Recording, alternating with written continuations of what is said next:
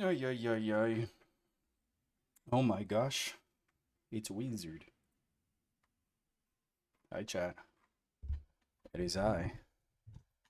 It is also iChat.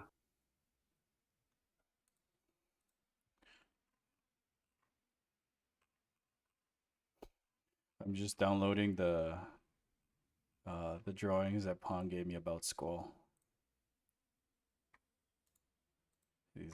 These are great. Hello, Tomboy Simp and Gapsis Shadley.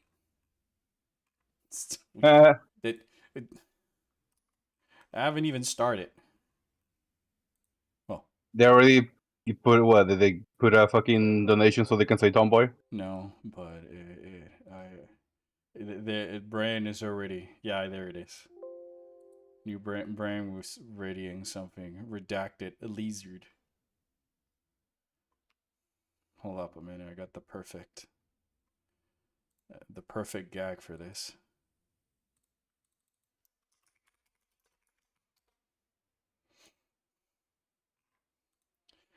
So the No, plan I'm just today gonna was. randomize. Huh? I'm gonna randomize. Yeah, I'm gonna randomize the sprite. Oh my god! I don't like the fact that we're randomizing the sprite. Yeah, I don't know what's gonna happen, and I don't know what the shape the spaceship is going to be either.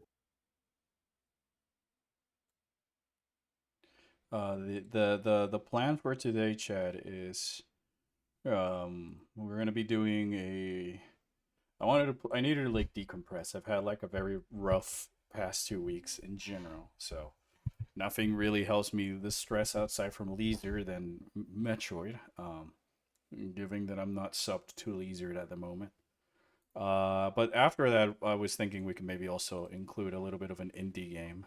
Uh, I have Unbeatable, I have Ultra Kill, I have Balatro Game of the Year Balatro. Um, we got Signalist, we got Crow Country, we got Sea of Stars. Um, we also got Digimon. We can make it a double parter with Digimon as well. Owami. Yeah, it was sort of like, all right, I got like 2 hours today, give or take. So spend one playing one game, spend the other playing the other game. Anyways, hello Robo Goth Redacted Lizard, my wife simp.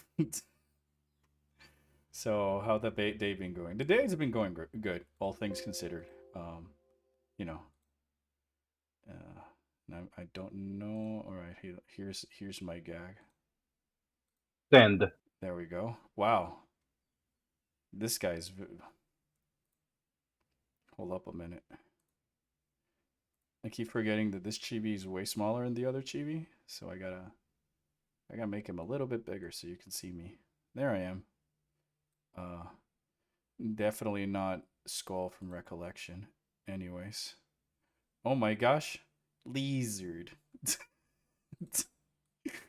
He's a lizard. Fun made this drawing of Skull from the show. And I just love him. He's the lizard. Very evoldo of him. Huh? Very evolto. I mean, yeah, this is the funny thing, Gabe. If you look I at know. you look at the stream, oh, he's not. I do have him doing one of the evolve poses, but it's not this chibi. But yeah, this is look. He's a lizard. Hold up. He's too great. He's just like me for real with the lizard.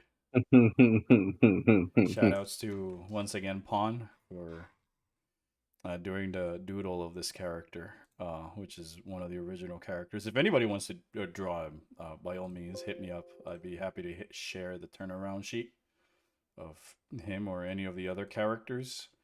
Not to toot my own horn or anything, but I thought it'd be fun if we can have like a little bit of a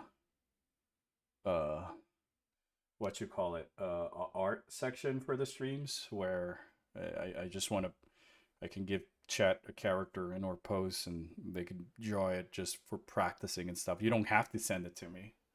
But I thought it'd be fun to incorporate some aspect on the stream that can help people like polish their art and work it. Oh my gosh, thank you for the follow. Thank you so much for the follow. I was looking away. But yeah, like I don't know. I'm not trying to sound like I'm way more big or popular than what I really am, but I wanted to be able to use this outlet as a way to help other people, I don't know, improve their art, be it writing, music, videos, drawing, whatever. Also, Gavin, Master Trickster, Destroyer of Fun, and Seller of Game Boy and GameCube for Malicious Corpo AI Rams Newell is what Brian is calling. I'm taking away your Xbox now. You have no more Xbox. No more Halo for you. All males on screen wear full masks. Well, the funny thing is that my character wears no mask. I know that nobody's going to understand that reference. But if you do, have you found the yellow sign? I forgot who is Skull again. Villain, antihero. Also, what is that second picture of them? What is that second picture of them? Well, he is one of the villains of the show, of Recollection. Sort of like the secondary villain, if you may. I'm trying to think what would be the best parallel. Not the main guy in charge, but like the part of the brains behind certain operations / reconnaissance. The main bad guy is the guy who's wearing a mask. But there's a whole reason why they wear masks, because they don't wear no mask. And the second picture, I'm assuming you're talking about the one that Pawn drew. Yeah, Pawn's reactions to see her art on stream on my Discord are just too funny. It's Aqua screaming. I'm sending you the picture. All right, thanks for the ROM. Gabe made another randomizer, a Super Metroid seed, so we'll probably play that. I'm getting things just prepped up on my end.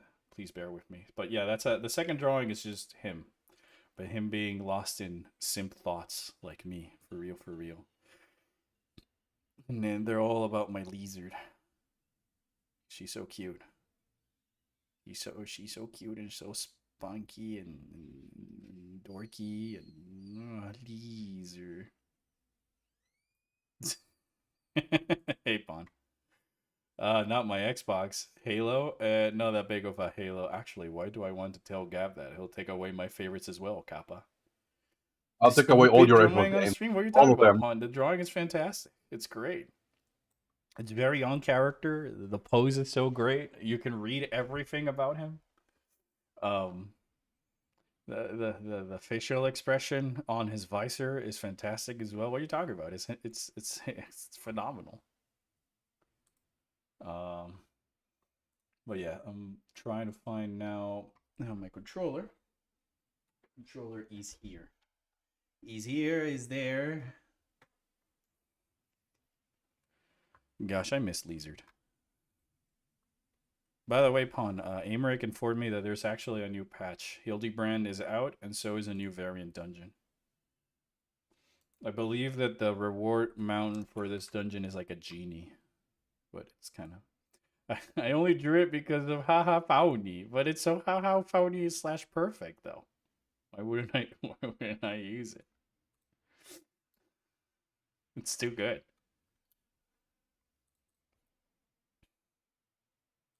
Hold up. Happy Home Academy House Tour Song.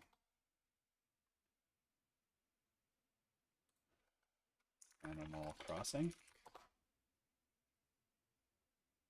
Don't quote fucking bad sobbing writing from Death Note, Brian.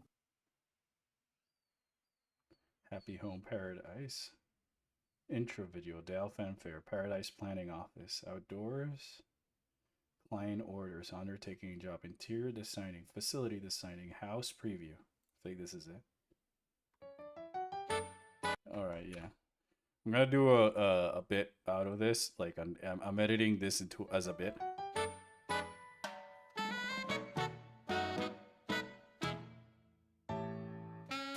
You have no bits. You are bitless.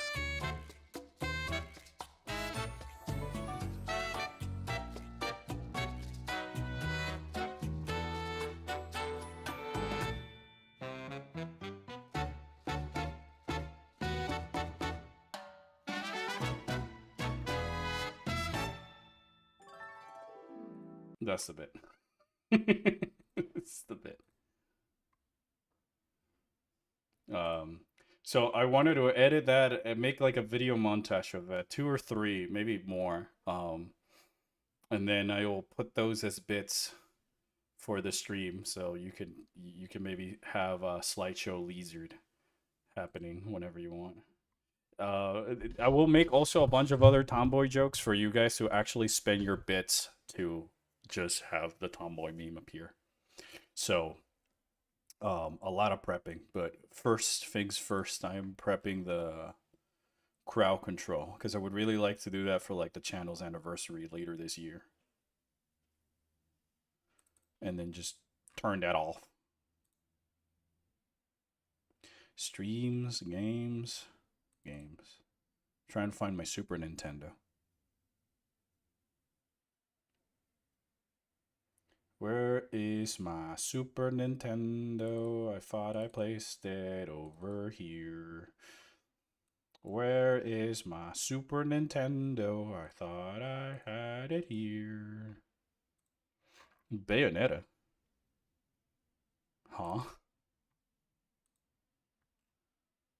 Nah, if you're saying my lizard looks like Bayo, Bayo wishes she could look like my lizard.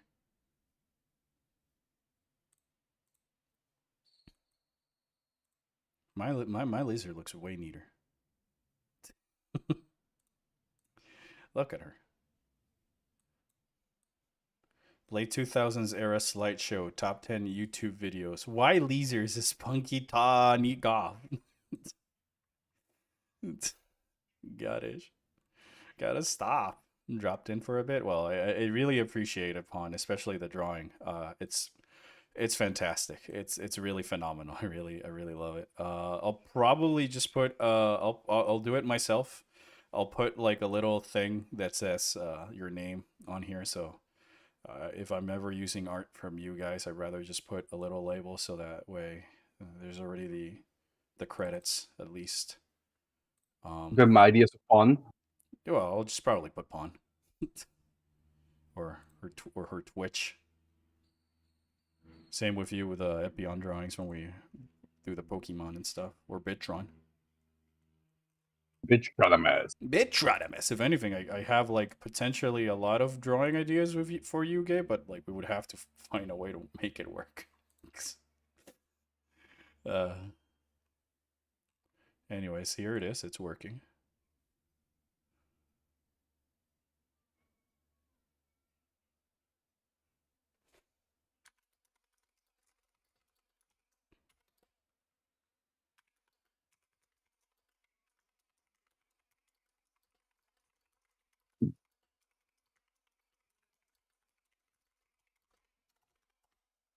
Yeah, continue playing Gravity Circuit. We'll see. It's a TBD. We're gonna start with this Super Metroid randomizer, and then after an hour or so, we'll swap to a different game. Whichever that game is, I'll leave it up to chat, and we'll just have like a united vote type of stuff. We'll put it to a vote. All right, there we go. Oh wow.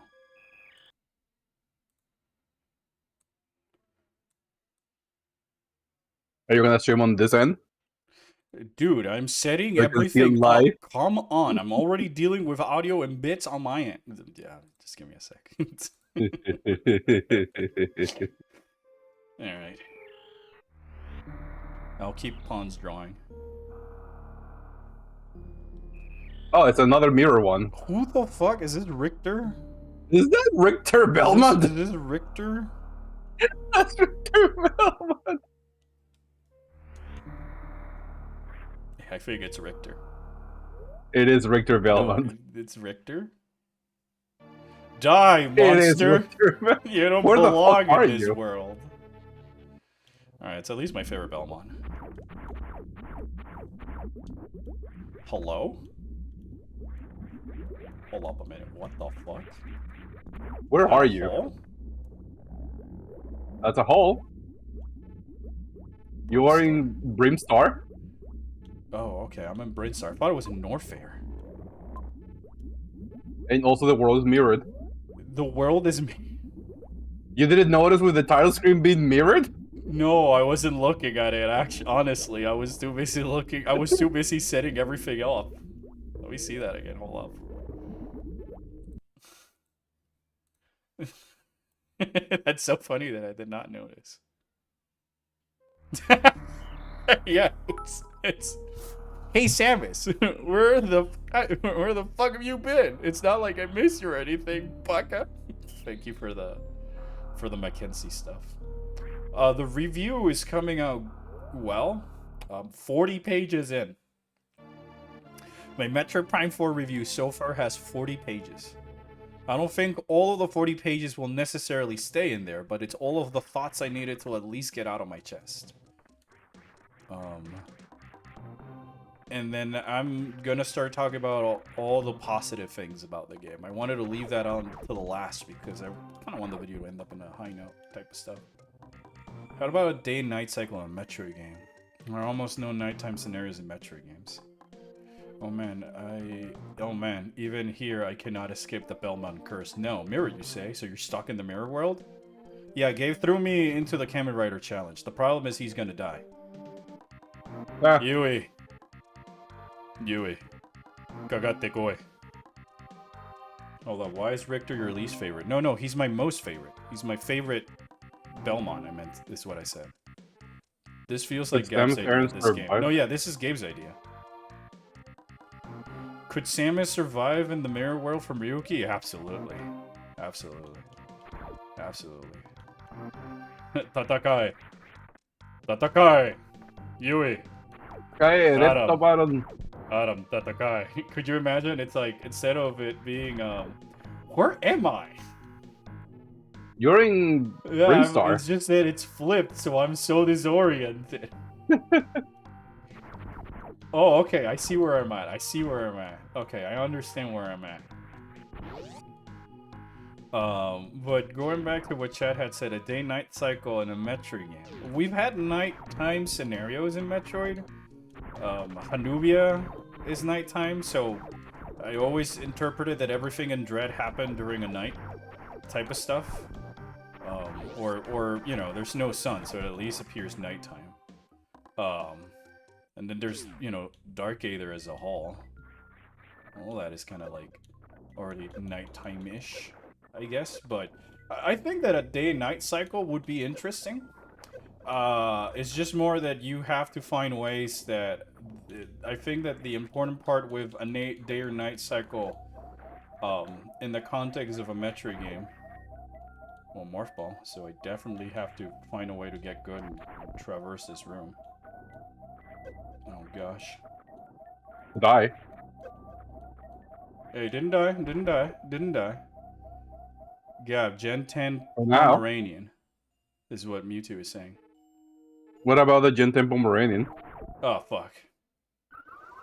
So yeah, I just think that if you're doing a day or night cycle, you kind of can lean into the Xenoblade X thing, less about like, oh, it needs to be day so you can open this door. I would have it that if you're having a day or night cycle, that it mostly affects like the wildlife and the creatures you fight, rather than blocking that towards your level progression in the game. You know, I would just put it as a cosmetic, if anything, rather than a gameplay mechanic. Oh yeah, I saw the trailer, Mewtwo. I saw the trailer. Yeah, me too. I can't believe they recycled the starters again. All right. I don't know. I just feel that I don't know when, but I feel like this is a little bit too close to what we had in Gen, in the previous Gen. I don't know. I was gonna say it feels closer to We have Fuck, a mammal. We have a mammal dog, but the wheat cat is now fire doggy.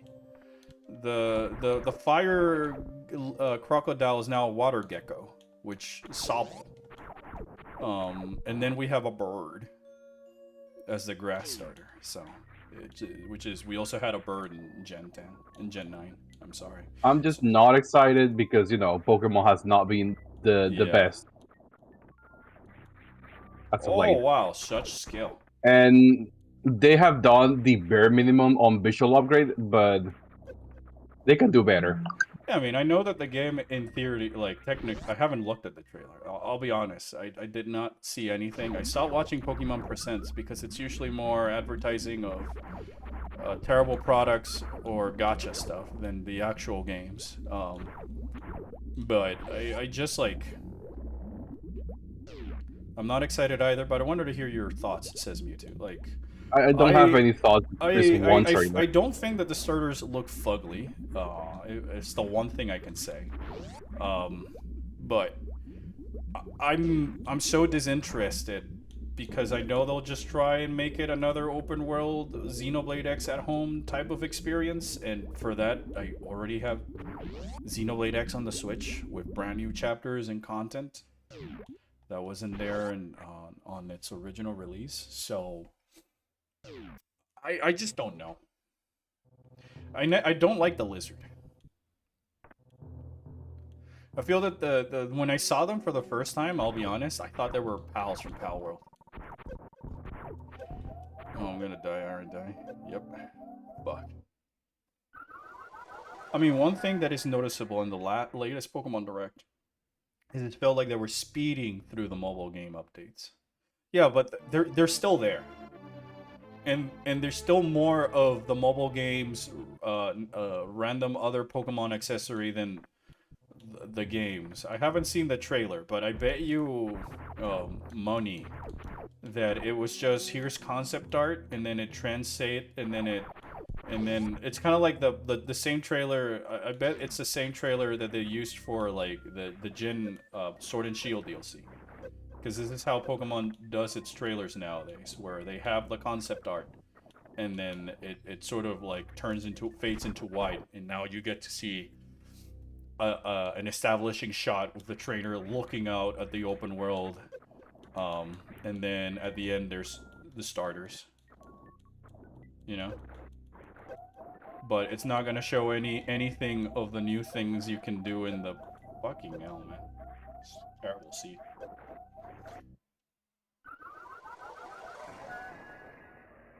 The only new mega in the trailer that literally spells every new mega in the DLC, including the final boss one. There's megas in the new game? In the Arceus, no, yeah, the Arceus game. Legends of whatever, Legends ZA. Oh That's yeah, the they one. released another one. I forget. Wow. Yeah. ZA, right. Look, I want to say that I want to be excited for a new Pokemon, but I can't. After look, Sword and Shield, I give it a pass. I had my fun. It was actually the DLCs were fun. I wish the roguelike cave that they had as a on the DLC was fuck. a normal thing. But I'm stuck. You're stuck. How did you get stuck? I'm stuck. How? I don't know. So I don't have the Morphle, so I can't crouch out of here. Hey Samus, did you know there's a planet where people make their pets fight each other for entertainment? Fucking savages. Alright, I gotta reset because I got stuck. Yeah. With your point, I was gonna say I felt like Sword and Shield is way too recent. I feel that the decline started when X and Y because the focus went more on making 3D models and gimmicks rather than ways to evolve the gameplay. And then, you know, Sun and Moon just looked pretty. And it had the neatest gym leaders ever. I enjoy what Sun and Moon tried to do, and Ultra Sun and Ultra Moon made it better, which like feels cheating because I'm like, you could have just done Ultra Sun and Ultra Moon without the Sun and Moon. Yeah. It's like saying I liked it because they fixed the things in Platinum, you know? But then the decline in visual. Again. You should probably stop going that direction. I have to go there. It's the Morph Ball. So, and you're in English. Like Sword and Shield started to decline really badly from visuals. Like it wasn't too apparent in Sword and Shield because there were some really beautiful areas. I was holding on to this joke since last week. Oh my gosh, it's too great, Mewtwo. The Pokemon one. Sorry, go ahead.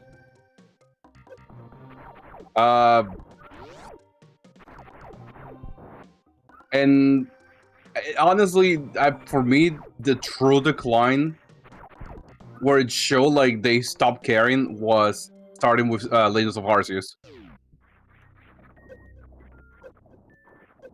That for me is when the true decline started happening. Oh, for me it was way earlier than that. Because Arceus just felt like, alright, let's do Xenoblade, but it's for babies. Xenoblade 1 on the Wii did more than Arceus did on the Switch, with less budget or... Oh gosh. Alright, hold up.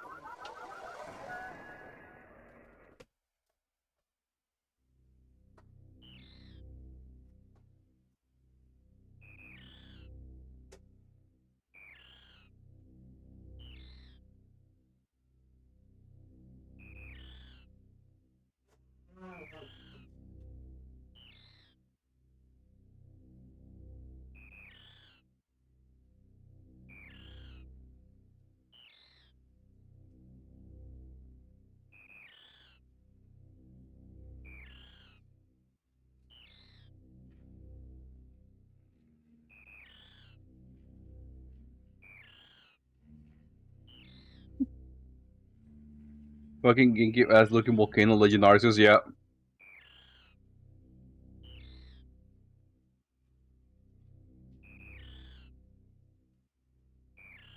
Your return, says Brian.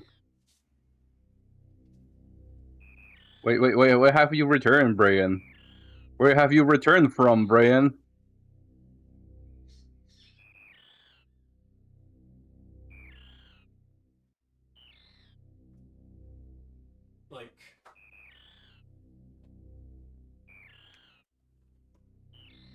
Like? Like for me, uh, I feel that the thing with Pokemon is that the signs for me that they didn't really care came mostly from X and Y because I felt like there was a bigger emphasis on megas, and here are the new starters, and they have the OG Kanto starters, and they have new megas. Um, that it felt like the first sign of enschloppification of self cannibalization of the series as a whole. To the point that from there we go to Gen 8, Sword and Shield, right? Sword and Shield's Gen 8, right? Yeah, Okay. yeah. Um, where now Charizard is like the signature Pokemon of the champion of the region, where normally it's like some ultra mega pseudo legendary. You know, people don't remember Cynthia because she had a whatever Pokemon from an older generation on her team. We remember Cynthia because she had a Garchomp that swept the floor with you. And here's Everybody Leon. remembers fucking Lance because he had 2 Dragonites. Everybody remembers Steven because of the Metagross and so on and so forth. We remember this generation because of Charizard. The same way that we remember X and Y because of Mega Charizard. Um, and so there was also like a bigger focus on making these gimmicks for combat that continued with the rest of the series, but less attention comes to how the Pokemons behave in the environment or what the player can do outside of collecting Pokemons and fighting Pokemons and stuff like that. That to me show that all right, it's the enschloppification. It just became a little bit more obvious in the later seasons because we were too busy just relishing on the fact that this series went 3D. Hey, there, Belmont. It's me, the plant in the room with the Morphle. It's not like I mind, but how about you stop dying, and giving me a case of deja vu? Sorry, plant in the Morph Ball room, but I have to complete my 3,000 cycles. If you know, you know. That's the second reference I make to the source material. In this Also, stream. chat, I'm gonna say something that you guys are not ready for it. Oh my gosh. You do much less in the current games of Pokemon in the overworld than you did in the very first Pokemon. Yeah. It's like, well, part of the I realized replaying the older games is that some of the magic came from like the areas you were visiting. That now it feels like everything takes a backseat to whatever new Pokemon or waifu we can market. I just know I can't wait to see the new starters become Lucario clones though, and their final evolution. Because it's also been a thing that I noticed with the enschloppification, as I say, of Pokemon, is that ever since X and Y is when starters went from becoming like a different assortment of creatures to anthropomorphic Lucario clones, as I call them.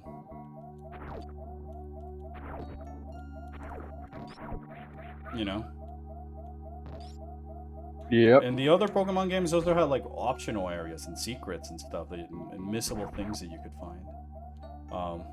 In this one, they have to make it like some silly scavenger hunt with like the what you call it? What was the Z Pokemon's name? There's so many, man. I The don't Green remember. Legendary from X and Y. I had him on my deck. Fucking Zygarde. Zygarde, yeah. The finding the Zygarde cells in X and Y, and Sun and Moon, which in itself felt more like collecting Korok seeds. Richter may be cool, but he didn't mother brain as Simon did. What? Simon Belmont became a brain in a jar and controlled an entire facility? Wow. I didn't know that happened in Castlevania games. Maybe I've been too out of it. It was not by my hand. I was once again Even flesh. I started caring about Pokemon starters after Sun and Moon and Ultra Sun. I started caring about them in Black and White, to be honest.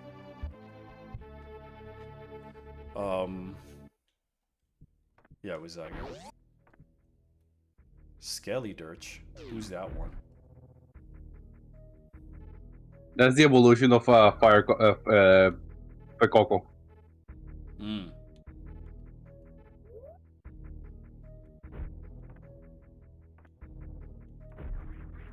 Don't get me wrong, I'm super happy about the series anniversary and stuff, but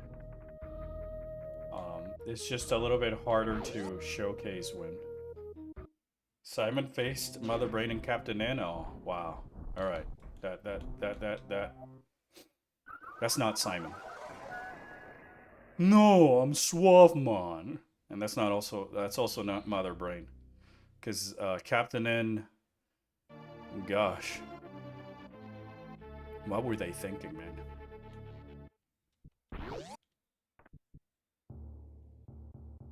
Alright, I'll just go up this route and hope for the best before I'm forced to go into Meridia. Thanks for playing the Song of My People again. You're welcome. You'll hear it a lot.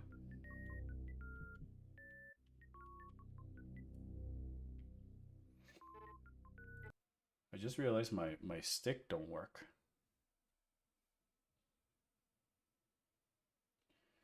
Where are controls? Controller port 1. Oh, hey, no. Video output, input, hotkeys, paths, emulator. Maybe there. No. Excuse me. I'm trying to make it so I can play with my control stick rather than my D-pad as well.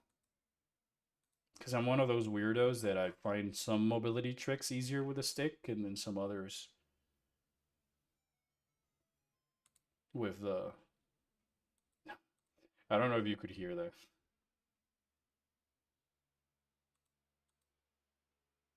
Mewtwo. God damn it, Mewtwo. Your stick don't work? That happens with age, or so I'm told. Well, I haven't had that issue. So I do my exercise. The issue is not the age, is the lack of mobility and exercise.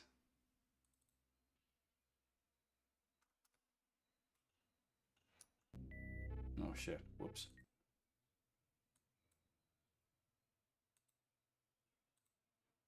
Uh-oh.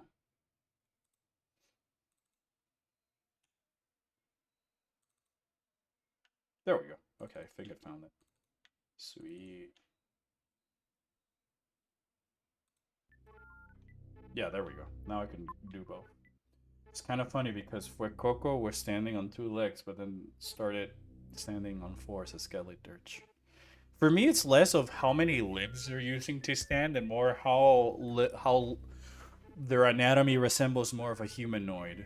And An animal. And the way that they're presented and the way they move and behave rather than a monster. You know? Critkin, that's just disgusting, man. I'm not gonna read it out loud, but it's just disgusting. We talk about Captain N. I made a team based off the cast from the cartoon for shits and giggles. What the fuck was Mega Man? I was a smoker! Yeah, we had Samus only in the comics. Yeah, I don't really count Captain N as canon into nothing.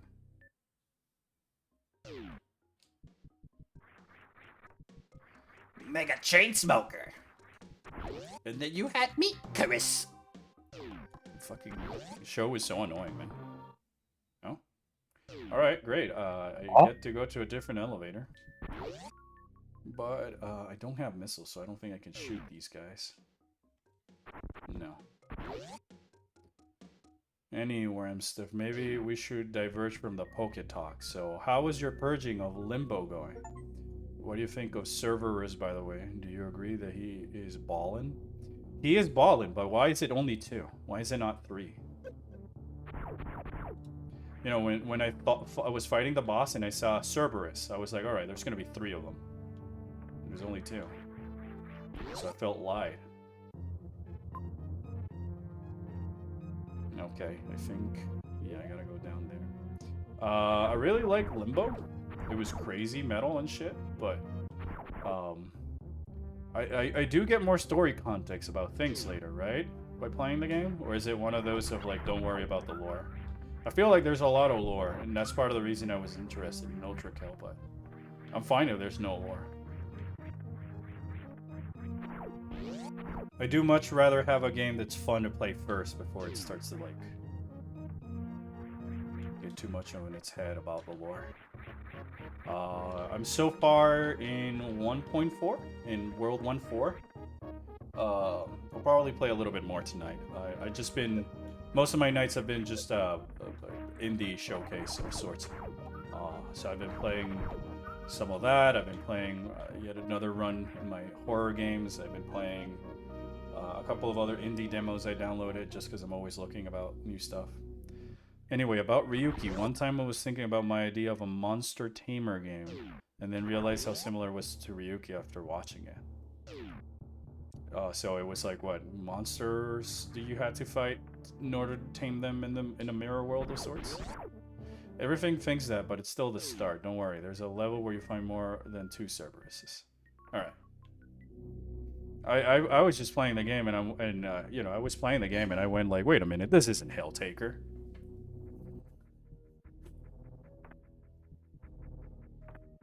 I'm laughing at my own jokes, chat. I'm so sad. Are you? Yeah. Alright. Fucking... Richter is so fucked, man. At least I like his sprite because it's easier, it's more to the proportions of Samus, so I can see more about my hitbox. The thing with the Ultra Kill is that I kind of get the what is going on, or what might be the game might be foreshadowing. It's just that I wish there was a little bit of context at the start, because I don't know, the context really helps sell the rest of the energy that there's in the game. Aside from the context being, well, I'm in hell, you know. There'll be more lore for Ultra Kill. In fact, 1.4, if I remember right, has the first books you can pick up and rate mid-level. Alright, sweet. Lore, yes, let's go. I also noticed it's like a leaderboard type of thing. I've been playing the game with, by the way, controller and no aim assist, because, I don't know, I'm a masochist like that.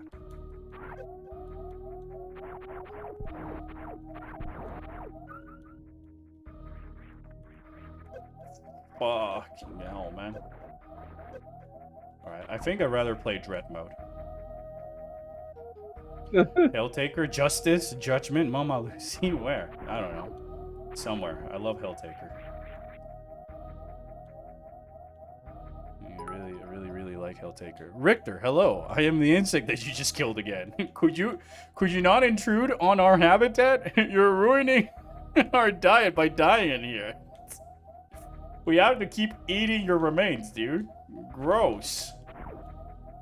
Yeah, I mean, you know how they say you are what you eat, and these guys eat pork chops they find on the wall, so. The terminal also holds things to flesh out stuff. Yeah, I haven't seen anything new on the terminal. I don't really like the terminal that's at the beginning of the game. I don't like interacting. I like the funny, you see the hand and he clicks on the TV screen, but things are... Might be the fact that I'm playing it on the pixelated mode, but things are a little bit too pixelated and crusty for me to read anything, that I kind of just wish I could, like, engage with the screen and it goes full screen and then I can see things faster. I don't know. This game has such amazing music. Yeah, it's Super Metroid soundtrack is just so goated. I think, in my opinion, it's the second best soundtrack in the series. The first one, Metroid Prime. Metroid Prime 1 music is just so good.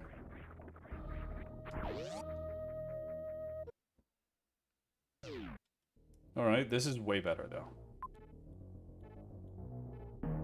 I don't know why it's playing the intro theme, but... My name is Richter. Every 1,000 years. How's... I guess the audio is also randomized. Yeah, I think the audio is also randomized now that you mentioned it. Yeah, I'm playing it like if a game looks like an old retro game, right? Or it's trying to emulate that vibe and visuals and gameplay and themes. I like to play it with the filters on. Because if not, then like, I don't know, I might as well be playing You know, might as well not. Especially if it's like a case like Ultra Kill, where the game is like deliberately showing me and telling me that it has this in the initial settings. You know. I'm a sucker for like when the games try to emulate more retro or because there's at least like an art style. I made a custom phone theme with Samus. This is the ship.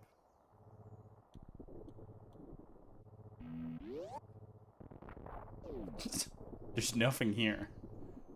The theme with Samus and these soundtracks when I was finishing high school like 15 years ago at Prime 1 OST.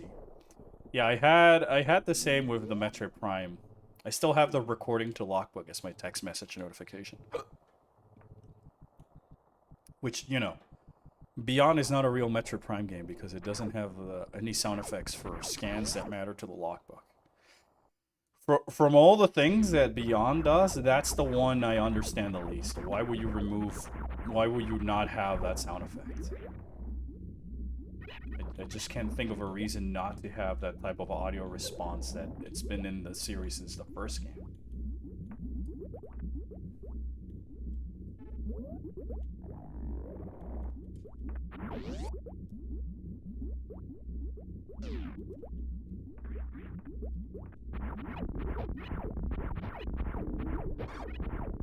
Well, this music is appropriate, given that this is the remains of Turian from the first game. Even though I'm too much of a wuss to play Metroid games or any horror thriller, I respect the franchise. Well, I hope that you can enjoy and experience the games at least vicariously through me then. And if anything, I hope Oh my. the commentary and or thoughts that it can add have any significance versus anyone else on the internet. But I love Metroid and horror thriller games so much. They're probably my favorite genre, especially if it's like a small indie studio. They really know, they really have that magic. I don't know. Do you want to know the funny in-lore reason why everything is so crunchy? Oh, there is one? If so, then yes. Here I thought it was just like, oh, it's crusty because like that's how the art direction was meant to be, type of shit. But if there's a funny reason, then yeah. Because my guess is like you're using such outdated tech that it just looks like that, you know. Or at least that's the way I more or less interpret it. Where you got bombs and power bombs. Bomb. They're bombs. Bombs. Bomb. Bomb. Da bomb.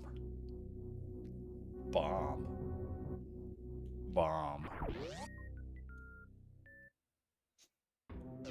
Bomb. Bomb. Bomb.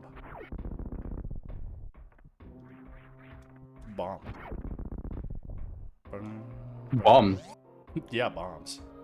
Lamp oil, bombs, rope. They're yours, my friend.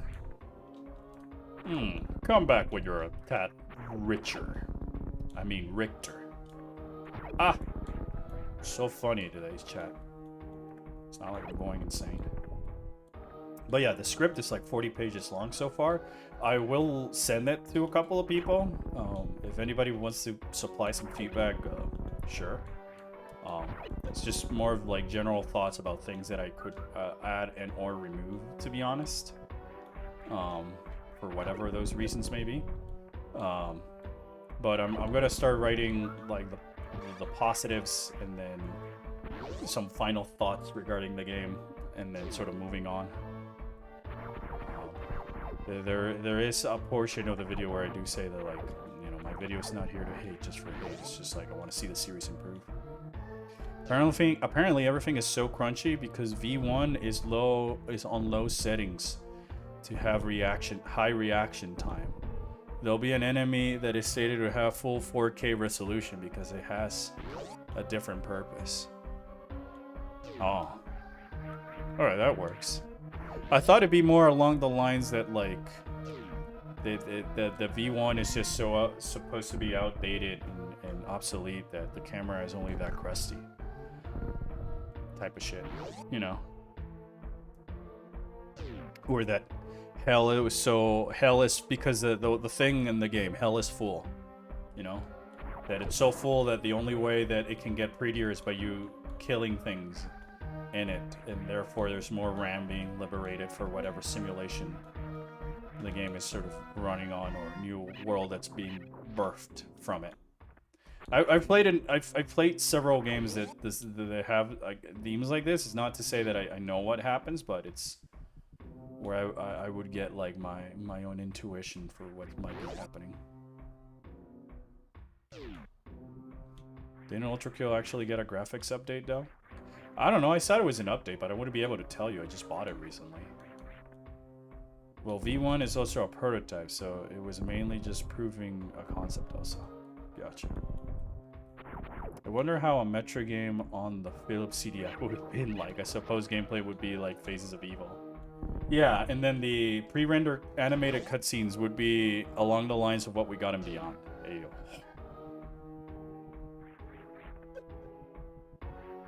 Or other M for that matter.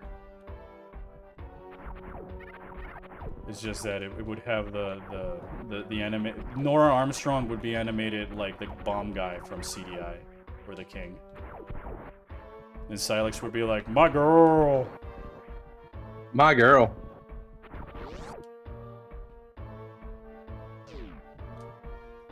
Either way, I do like it when there's a silly reason for why the game looks the way it does. Like in the case of Signalis, the reason the game in Crow Country, the reason those games look like blocky stuff is to emulate the time period. Especially, say, both of those games deal a lot about old technology and things that are replaced and upgraded. So it kind of fits into the themes as well. Which I had the impression that it might have been the same, might be the same in Ultra Kill, given the fact that I'm playing as a robot.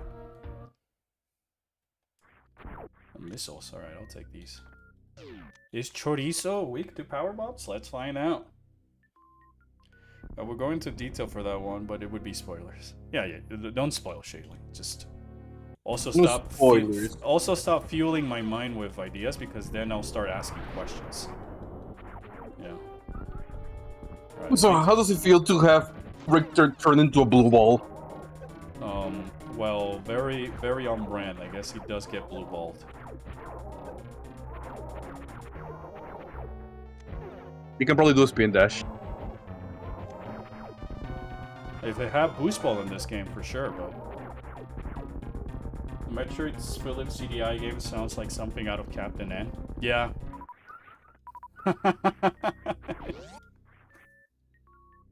Feed me, Samus! Instead of Seymour. Feed me, Ridley!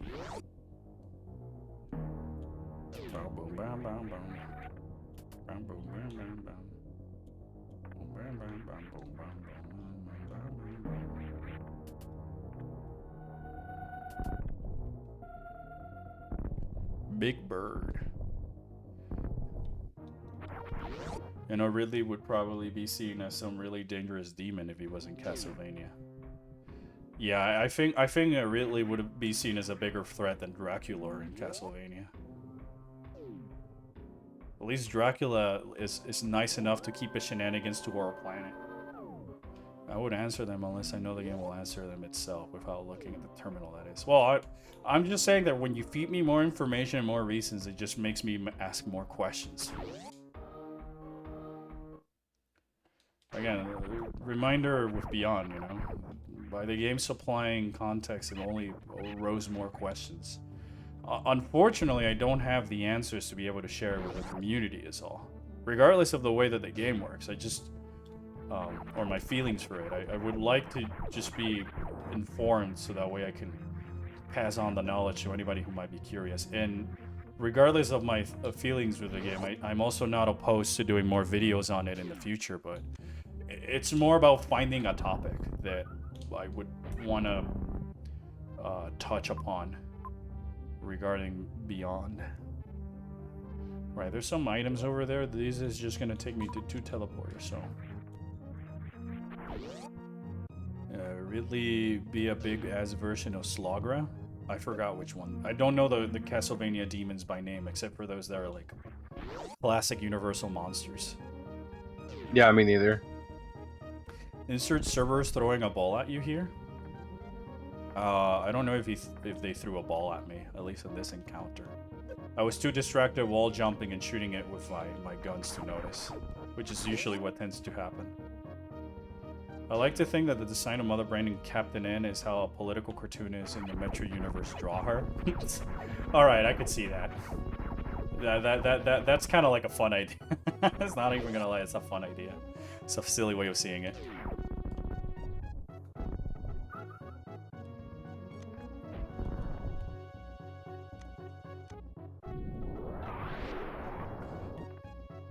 And over here, an energy tick. Alright, I'll take it.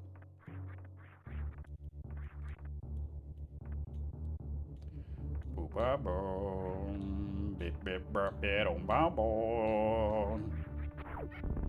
Bomb. Bomb. Bomb.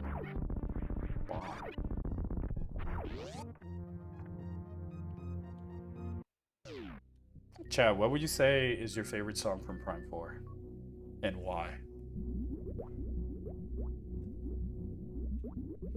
No wrong answers. I'm just trying to fill the void. Oh, the only wrong answers, Chad.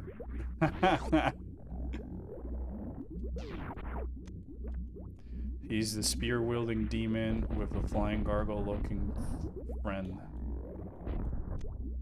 Wait, what the fuck? Why can't I open this door again? Oh, is it a beam? I guess. Is that my King Dorphion? Yeah, it's Dorphion on stream today. Beyond was my favorite. My favorite song, my favorite boss fight was the final one against Silex. Boy, did I love just having to babysit 5 NPCs that walked into all of his attacks willingly. Ah, super missiles, sweet. Super missiles, darn.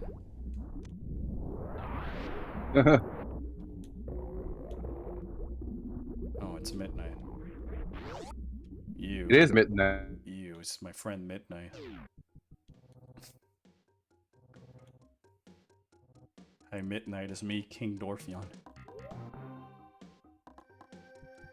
I don't know, I haven't listened to the soundtrack properly. Well, but, like, don't you have a favorite one that's stuck in your head from playing the game? I'll go first. Voltforge. And if not, when you turn on Icebelt. Those two felt like the most Metro Prime songs in the entire soundtrack in the good way. It kind of makes me wish that the rest of the soundtrack sounded a little bit too much more like it. Silex final fight, where dying literally can't be considered your fault now. Yeah, I love it when Silex. I loved it when Silex killed my Federation friends.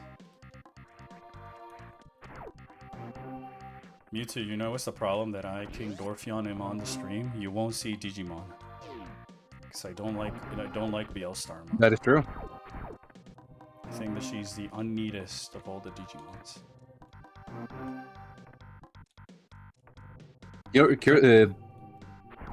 I remember King Dorphion prefers one time in the jungle with the Arya in the background, but the association with the game kind of taints it. Yeah, no, I'm trying to say like the song in a vacuum.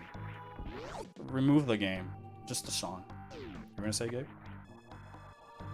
Yeah, okay, there we go. I was gonna say King Dorphion prefers Pokemon Scarlet and Violet, and we're gonna see a lot of that. I love Pokemon Scarlet and Violet. I hate Emerald is the worst, man.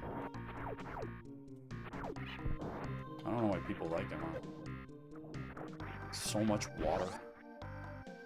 Literally, whose fucking idea was to make you have a game over when your ally dies? I love that idea. I take that one back, chat member. I loved it when Silex was killing my friends and a weird guitar synth was playing throughout the entire fight. It was so magical. Oh, this is another one of those I need the beam and not super missiles. Fucking hell, man.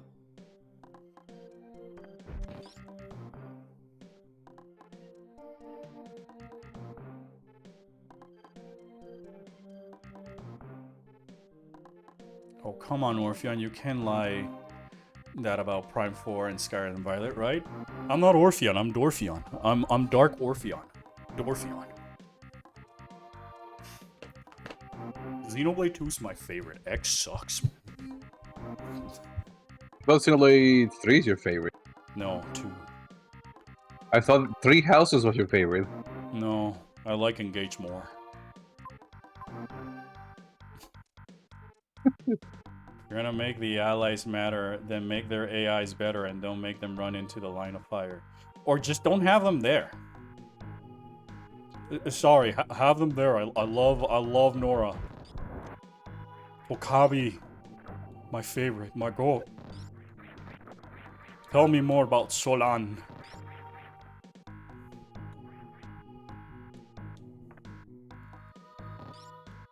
That fight wouldn't be as bad if you could heal your allies anytime, not just when you're down. No, dude.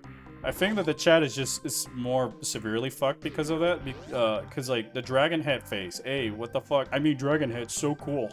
They got nothing to do with the game, so I love them. And, like, the fact that you can destroy the Dragon Heads and, like, praise King Dorphion, the friend of the Samus support gang. Yeah, I love him. Like, I love the fact that, like, you destroy the Dragon Head, which has, like, so much health, and then when you destroy it, it doesn't even destroy the tentacle. So it just speeds up the phase, so you still gotta destroy the tentacle after the fact, so you don't really do anything. I love it. Is Dorphion a dolphin? No, I'm just Dark Orpheon. The joke is, for those who are not here from when King Dorphion started, is that Dorphion is, you remember old YouTube and like old content creator days where like they had like the AVGN or the Nostalgia Critic or whoever had like a dark counterpart, and it's just clearly them but like with sunglasses and a leather jacket and an attitude, and I must defeat you so that I can prove whatever type of shit. That's Dorphion. But in the case of Dorphion, it's just like he's reverse Bizarro me. He likes everything I dislike. Midnight just got 450 Croco coins. Oh my gosh. Was she? That's bad because she can redeem those for the crowd control later. Yeah, save those for the crowd control. I'm planning that for the anniversary of the channel. It's hard to believe it's been a decade, chat. I'll at least try and have a stream and a joke video just to really say thank you for the incredible support. I don't think I would be the same person here without you guys, and for that, thank you. Anyways, back to Dark Orpheon. Fuck you, chat. I hate all of you. I got plans for the crowd. I'm slowly turning into a shitty version of Patrick Zeitz. Yeah, Dorphion is so cool. We get Patrick Sarts. Like Markiplier and Darkiplier, I wouldn't be able to tell you. I have no idea of Markiplier lore. I mean, neither. I do not follow. I know Markiplier. I know the hello everybody bits and stuff like that. But outside of that, yeah, no clue. I know he's a cool guy and shit, but I know he's like a cool guy, but I'm funny and shit. But his content is not for me. I mean, I don't know. I haven't seen his content to know whether or not it's not good. Or, in my opinion, me. But I suppose he's doing something right if he's just everywhere. He was in the Iron Lung movie. He was the director for the Iron Lung movie. Well, he directed? I thought he just starred in the movie. I think he was the director, right? I don't know. Because I know it was like he wanted to do like an indie movie for a while. I thought he was just casted for the movie, not directed. Feels, man, when your king doesn't like you? No, it's very on brand. Kings don't like their subjects. He directed it? Oh, wow. Sweet. Actually, no, I'm very happy. Yeah, I'm pretty sure Iron Lung was his project.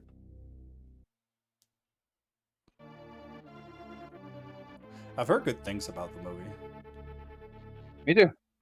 But I like Iron Lung as a video game infinitely more than the concept for a movie, though.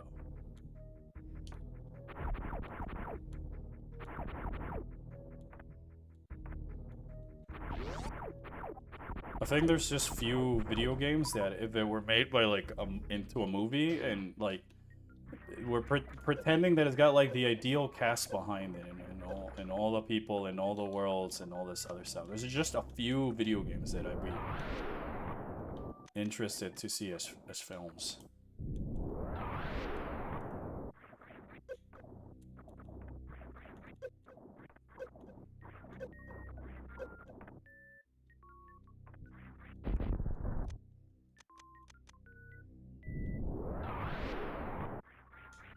Reserve tank. My favorite. I love doing nothing with this shit. Should've just way better. Silux is so cool, man. I love him because he hatter. Such hatter.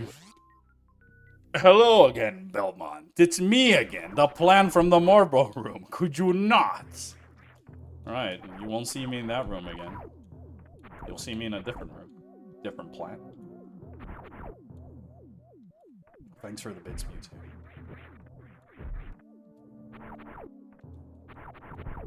Alright, it's also close to the 1 hour I set, so we can,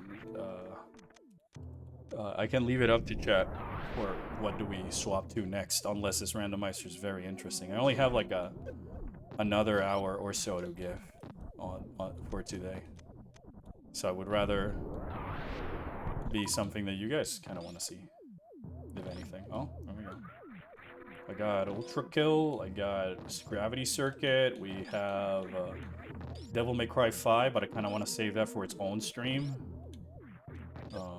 We got Armored Chore, we got Ultra Kill, Signalis, Crow Country, Sea of Stars, any of the other Metroid games. It did several interactive YouTube videos where you make choices, choose your own adventure-ish. Oh, that's pretty cool. I always thought about doing one of those, but you know, the manpower and work hours to make it would be like a lot. I don't mind the randomizer as long as we don't get deja vu'd. How many bits has Mewtwo given? Theoretically, he could have saved the world several times. Yeah. There we go. I made it out. Darn. I lived.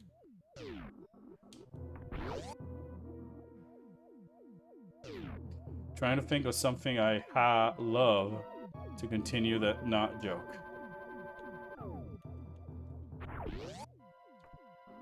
But yeah, chat, what is I really think that ironically enough, from all the boss themes in Prime 4, because I've been giving the game a listen as I'm writing the soundtrack a listen as I'm writing the script, and all. And I find that the issue I have is I don't really like the overuse of the electrical guitar and the sort of chants or there is in the game, because it's overused in the entire in the soundtrack as a whole. So it makes it sound a little bit too more monotonous for my taste. Where I feel that the tracks that are like Volt Forge or when you activate the Ice Belt facility incorporate those elements, but they use it in ways where it feels creative to tell a story rather than just the main thing in your face. But it's subjective in that case. I was expecting you to do a stream DMC5 yesterday, but it's a free holiday, so I stayed home. Oh, sorry. Yesterday I was kind of busy though. I've been a bit busy. But yeah, I mean, I also wanted to stream it with Gabe, who hates Devil May Cry 5. Yeah, Devil May Cry is the worst. Yeah, he told me that 5 was his least favorite. 2 was his favorite. Alright, experience was bad. The only redeeming good Devil May Cry game is Devil May Cry 2. Yeah, right? DMC2's the best! Sorry, I couldn't hold the meme, man.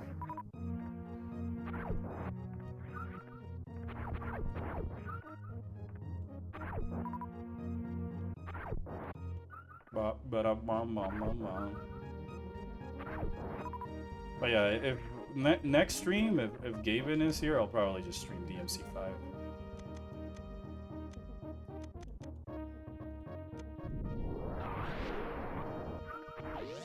Oh man, I love the mysterious Nox. How mysterious Nox is.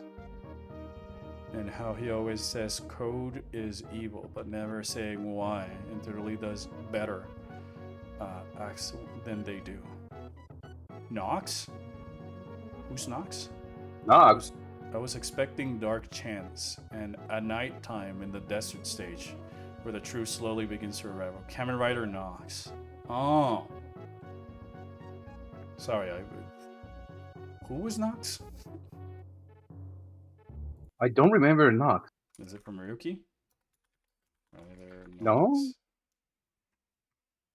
Okay, I have no idea who this guy is. But his suit, whack. Oh, Zeds. I have not continued Zeds in a bit. I'm waiting for it, like, and watch it in a sit down. This looks Like, more leave like a the few- Legacy suit. This guy's suit is so whack. He looks like an Ultraman villain.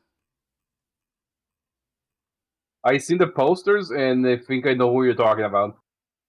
Yeah, the other guys that are not sets, they look like Ultraman. Yeah, this guy just looks like a Legacy suit Ultraman. These ducks. Got him. Again, I'm not trying to shit on people who like this, but man, I don't like the color. I don't like the suit. It just it looks like, I mean, I know this might be because I'm watching too much Top Gear Brain Rot with my brother on the background, but this reminds me of more of something the Stig would wear. Me who has no context. All right, hold on. I'll load up I'll load up 2 pictures and hope that I don't get copyright strike. I fear for my video.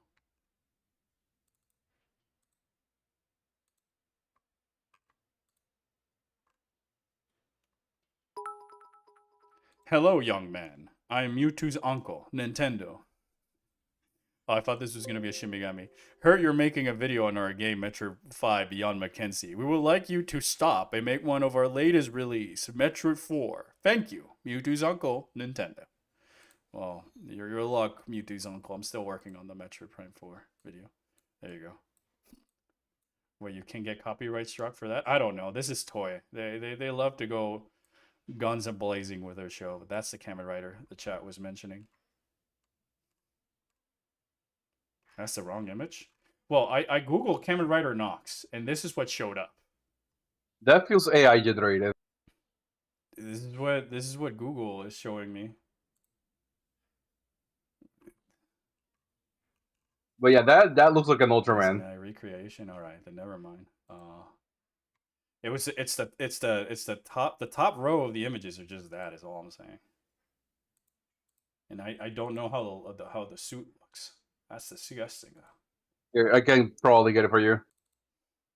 I'm just gonna go to the wiki. At this point, I don't know if they're joking about it being an AI or not, but here's the other one. Is this also? This looks real. Wow. Found it. Copy image, Orpheon, message, send, paste, enter. All right.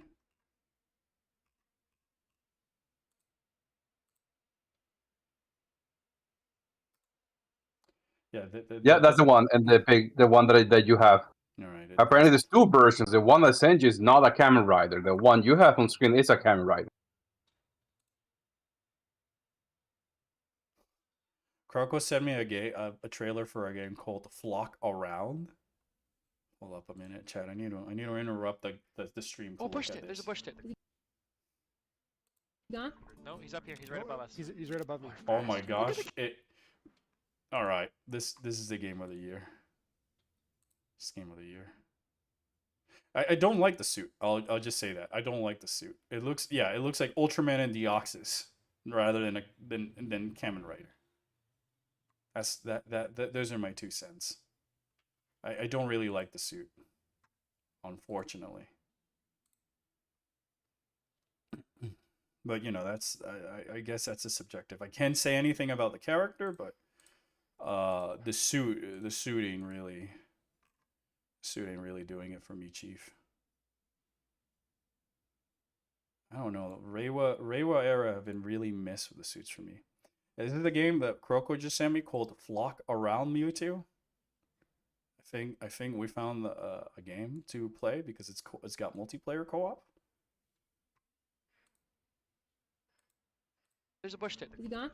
No, he's up here. He's right Oh, above You us. just He's you right just above go us. Bert Look at the look kingfisher. you go take three pictures of star Buffy burps. Kingfisher, that's money. You go take pictures of Could be bjords. bigger, I've heard that. Look at the nuthatch. I mean woodpecker. Look at the Oh hummingbirds. my Oh man, gosh. that's That's all I need to know.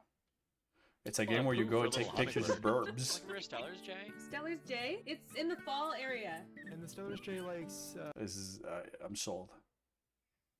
Hey, look, it's what I do IRL. Me too. I don't need any more convincing. Is this on Steam? Can I wishlist on? There's a demo. There's a demo.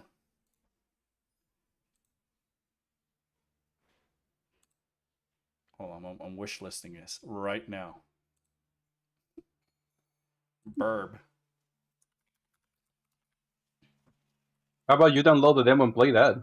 Because it's got multiplayer, and I would like to play it on multiplayer.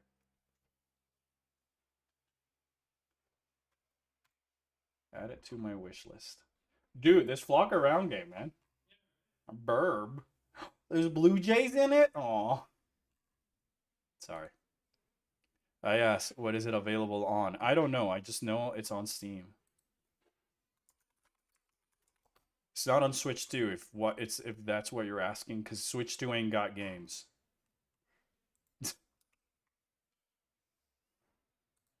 Anyways. Yeah, at this point I feel like I'm just waiting to see how the Steam machine is gonna do rather than the Switch. They would have to like announce Xenoblade X2 for me to want to have a Switch too. At this current juncture, I was kind of just waiting for Prime 4 to be like the final nail in the coffin. But even the Animal Crossing Switch 2 expansion seems to be kind of like whatever-ish. Unfortunately.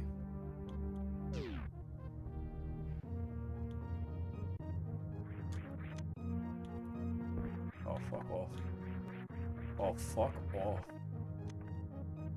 Well, I can save here at least, just to be safety. I feel like I've asked this question before, but what do you think of the new Space Sheriff Gavan suits? Gabe, I like the suits. Can you send me a picture, Give me a please? second. I can send you a picture, yes. Last thing I want is to... I like the suits. They are very shiny, last though. thing I want is to upset chat again because I did not know how the suit looks, and I grabbed the first image from Google and it turned out to be AI generated. And I just don't want to incur the wrath of chat. Already got enough people screaming at me.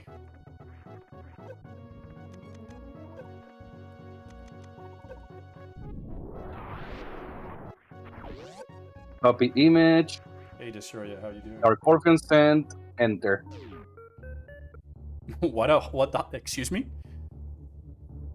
That, It's the little animals. What's wrong? oh, they sound different. Why do they sound like computer beep boops? Because the audio is randomized, apparently. But that's a. Alright, they threw me off. Let me see the suits.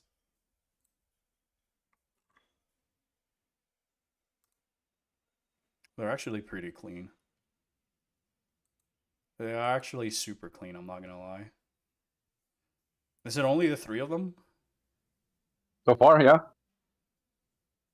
Well, I really like these suits. Wow. They're very A lot of people are complaining because the suits are very shiny and glossy. I'm like, I like that, actually. I kind of like it. I feel like Sentai has strayed away too much from... The reason I like this glossy is because it's more of a sheen. Rather than the... Ah! It's an Evil Fourth one? They sound like... I'm just gonna go... There you go, Project Rect fandom. I hope Prime 4 Def downfall Gavan. doesn't destroy a chance for Prime 2 and 3 HD remasters. Prime 2 with multiplayer modes slight updates, and Fusion Suit update for Prime 1 Remaster. Well, the thing is, well, thanks for the spoiler, Dusty, but it doesn't matter. Like, it doesn't really matter. I have no context on the show, so don't worry about it. But I don't think that Prime 4's reception would affect the production of more Metroid games, especially those, because it's like, I think that people are just way too more Doom. We need the game to be good so that they make more Metroid games. When, like, you know, we've had cases in the past with and other Anybody, where the community didn't really like it. It didn't sell too hot, but we still got more Metroid games later down the line. So like, I wouldn't use Prime 4's metric as a whether or not we're gonna get more games. It's more of a metric of perhaps how quickly we'll get it. And to be quite honest, given the product, take the time. As I've always said, take the time, let them cook, let them finish. But now that we have this information, Prime 4 was kind of doomed from the start, unfortunately. Again, it got announced when there was no plan. It was just announced so people would buy a Switch. It wasn't announced because they had an idea for the game. Nintendo of America just wanted to move the Switch units. So that in itself feels extremely scummy.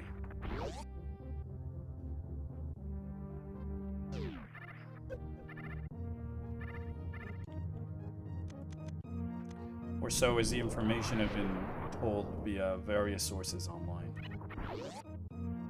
This being mirror is really messing with me, dude.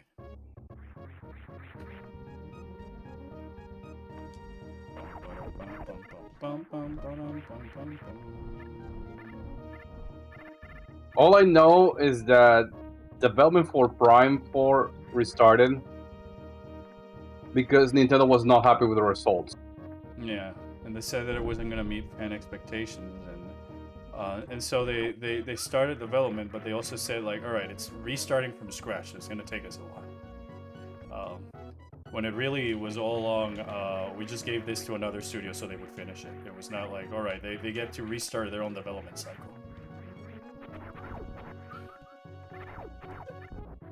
Which is, you know, what I had assumed was the case of what was going on, giving all the information. That's a funny part, Dusty. That's a funny part to me. Based on current Nintendo, the standards are not that high. Yeah. So the game could have been the most horrible thing to ever exist or the greatest shit to ever exist. There's no in between. There's no in between. Because if Nintendo standards was something that dictate a game being good, we wouldn't have Pokemon. Or having to buy, you know, Tears of the Kingdom in Age of Imprisonment to just get the full picture of what happened. Or, you know, Mario movie instead of Mario game for the 40th anniversary. Mm-hmm. And Chris Pratt as the voice of Mario. I'm saying all these things as well because I know that Mewtwo's uncle will never like give me early access to any of their games. It's never happened. I don't really expect it. I'm just some whatever guy on the internet. So right now I'm stuck thinking about what Prime 4 could have been again. Given how, from what I know, and I'm paraphrasing. The team at Retro were just told to finish what the other team sort of had. So, if anything, it was kind of similar to what is already in the game, I suppose. Just maybe not as functional as what we had. Which, in other words, makes a lot more sense that the game is this bad. Because it feels like the gameplay was incomplete to a level. Yeah. The gameplay was incomplete, and then aside from that, you also had the issues that it was the idea of one team that was given to another team to complete. So like it's not the same where like you're on your team or putting all your eggs in the baskets with the mechanics and stuff. And if it's Bandai, the one that was in charge of it. Bandai usually doesn't do bad games when it's their own studio working on Yeah, them. but they're such a big conglomerate that we don't know exactly what studio within Bandai was working on. Exactly. If so. My biggest thing is that the thing I dislike from the community is the mindset of previous game in the series did the same mistake as Beyond. Therefore, it's okay that Beyond did the same mistake. When, like, you know, that kind of just sounds like... What? So because Timmy burned your burger, you're okay that Timmy burns your burger again years later because Timmy burned your burger the first time, you know? Timmy! It's like I'll step on your foot tomorrow, and then I will step on your foot 2 days after, and it's gonna be okay because I did it first. Yeah, it's okay because I already did that before. Instead of like, oh, okay, they learned from the mistakes of the older games. And they're taking that into account. So it just feels like... The excuse feels more like copium, in my opinion, because it doesn't feel like... But you're also, actually- there's no winning on that scenario, because if it's not that, then it's going to be, oh, they learn from their mistakes. It's a step in the right direction, but it's not and enough. like a Pokemon. Where we've been saying it's a step in the right direction since X and Y. And then when you keep saying that it's a step in the right direction, then you forget about what the actual next phase looks like. And it also feels like copium defeatist mentality, that you have to see it as a step in the right direction instead of like it's a step in the right direction that stuck the landing. Because Metroid Prime 1 was a step could also be seen as a step in the right direction, and same as Echoes and Dread, but they still end up being bangers. Every time I hear about a show or game getting their studios or writers changed, I always think back to Kamen Rider Hibiki. So is it true That's true. that Pokemon Pocoipia is the highest rated Pokemon game ever? What is that one? I don't know. I haven't played it, and honestly, I'm not gonna buy it. I And think saying that's the highest Pokemon grade ever, that's like saying Smash Bros. Is the highest Metroid game ever. even then, I think Metroid has higher scores than Smash Brothers. So Pokopia is the new Animal Crossing Pokemon where you play as a Ditto. Yeah, he thinks he's a human. Wow, I completely forgot. I will look it up. It's probably doing really well because A, Pokemon, B, Animal Crossing. They're just banking on the fact that Animal Crossing just came back from the dead. And they wanna ride that lightning while they still can. Gosh, I just don't like the fact that you're playing as a human Ditto. A Ditto turned into a human. I think it would have been way more fun if you're playing as a trainer who is partner up with a Ditto. Because then I see all these customizations. I was honestly interested in getting it. Okay, now that I'm seeing about it, the only reason I'm not interested is because I feel like I've played this game so many other times in indie games that the only advantage this one has is got Pokemons on it, you know? Hmm. How much does it cost? Probably $70. And then and if that's the case, then I'm even less interested because other indie games that offer the same experience ask me for so much less, and you usually have like a brand new lore next to it. Anyways, I was gonna go to Metacritic just for a funny bit. See how Smash Brothers. Ultimate? Alright, Smash Brothers Ultimate. Smash Brothers Ultimate has a 93 in Metacritic. Metroid Prime 1 has a 97. So, wow. Beyond has a score lower than Pinball. Beyond has a score lower than Other M. Wow. Shit. Okay. Yeah, indie games are probably a better option than $70 a game. It's just that the only advantage that Pokemon 1 has is that it's got the Pokemon IP next to it. I'm just here for the memes of Resident Evil and Pokopia competing with each other in their scores. Why? Why would they compete with each other? Two very distinctive games. Gabe, if you finish reading the sentence or hearing the sentence, because of their scores, Because of the scores. they're very similar. They both have 88s. Or I think Pokemon is above Resident Evil. Let me see. Oh no, yeah, no, the Resident Evil is above it by 1 point. It's 89 and 88.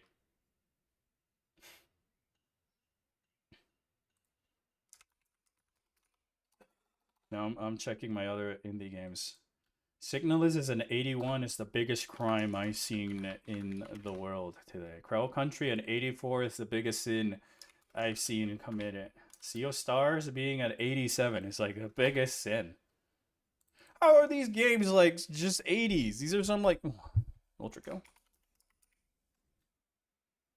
Ultra Kill's not even rated.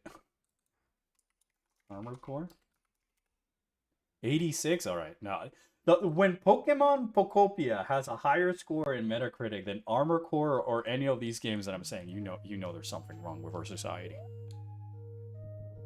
It's the Pokemon brainwash.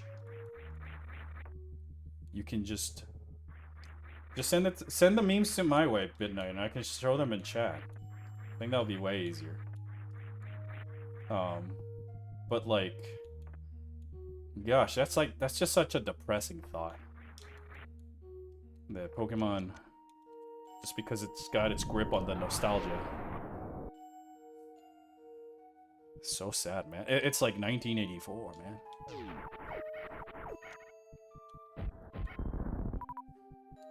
Anyways, my argument still stands that, like, if the Pokemon IP is not worth the $70 that they're asking you if you want to have that type of game, you two. That I know that there's, like, a bunch of other indie games out there that can...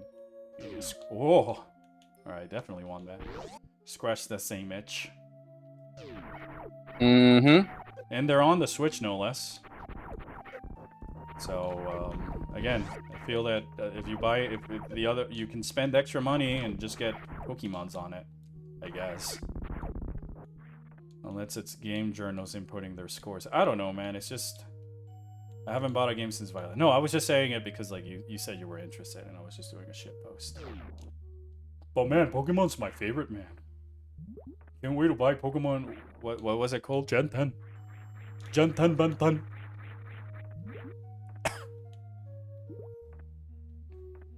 Well, like, if I had high jumps, maybe. That game sounds like a below $60 game. It also looks like a below $60 game. I'm more interested. I in don't Pokemon than agree. Gen 10. Yeah, yeah.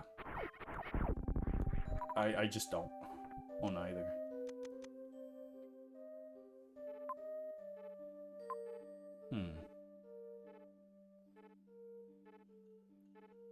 Those are the memes I'm talking about. Alright.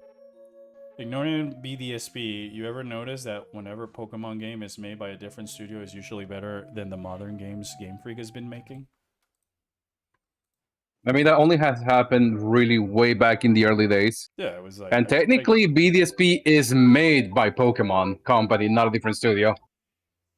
Oh, I'm seeing Because they bought the studio that made it. I'm seeing the Evo version of the main guy, and the suit colors look pretty cool. All right, I'm downloading the memes, Midnight.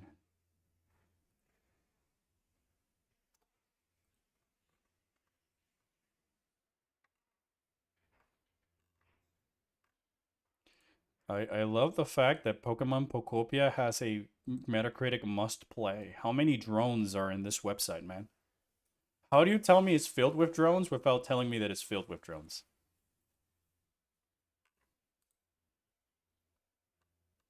Here's the meme.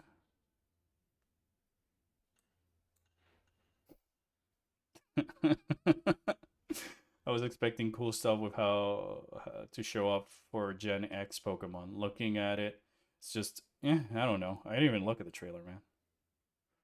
Currently trying to make a living Hoenn Pokedex for home, hoping that Gen 10 turns out good.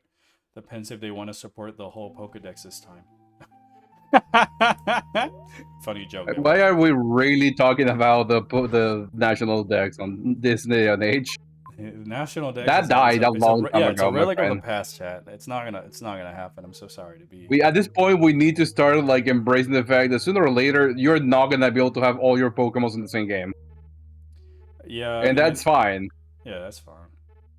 And in this case, really, it's also the fact that like, you know, we're not getting the things that we as a consumer base want. We're getting the things that. It's so confusing how I get back to there.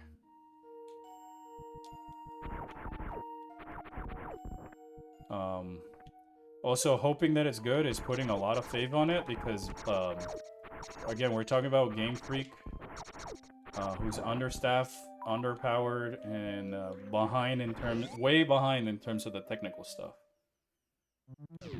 That it's I can already see them recycling the open world stuff from the last generation and the whatever, and then just putting a gimmick on it. But That's not gonna happen. They're at this just point, I going would to like, cycle. I wouldn't put too much faith on it myself. And not because I don't have faith on Game Freak, just because I don't have faith in Pokemon Company. Yeah, I mean, I don't have faith in either.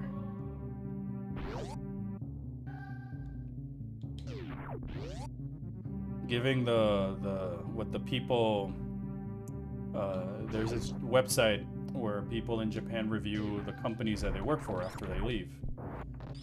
And Game Freak is like the #1 lowest rated game company, like major studio in terms of scores. And a lot of it from the developer standpoint is just their unwillingness to adapt and evolve behind the scenes. Yeah, seriously. Like you read the reviews and they're like all people just having terrible experiences working on Pokemon. Yep.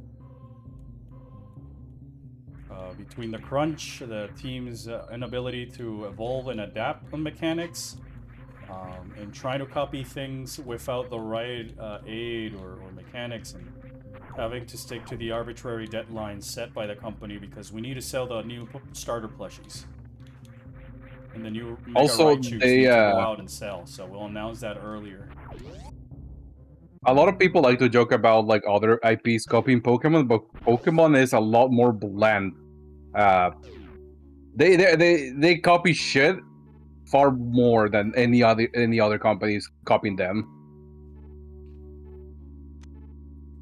I think that the issue with the copying is that they're not staking the landing, so you definitely feel like you're playing a less polished version of something you can get somewhere else. Mm-hmm. That it just makes it hard to justify why would I play it with Pokemon outside of the fact that it's got the Pokemon IP on it, you know? And at I mean, that Chad, point, it feels more like I'm buying a Pokemon product because it's got the Pokemon on it than the game, because I like the game. Alright, see ya, Shaylee. I'll let you know how my runs for fuel go on later. Probably stream it at some point as well. Pokemon copy things people don't bat an eye. When other games do copy Pokemon, everybody loses their mind. Yeah. Basically. I mean, guess who made Mega Evolutions first? Digimon? Yep. I mean, my case is just simple as that. Like, I'm honestly tired of the same song and dance that we talk about in general, but it is a shame that it's the current state, and I don't feel comfortable supporting Pokemon or Nintendo in this current juncture because, heck, $450 for a Switch 2 after I see what's under the hood is just like, I feel scammed. Giving that for a couple more dollars, I can buy a PlayStation 5 or even save up for a Steam Deck. Or the Steam Machine sooner or later. Yeah.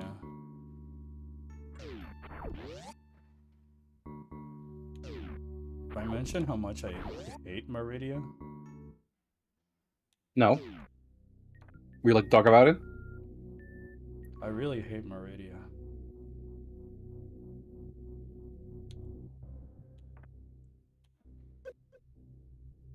Oh shit.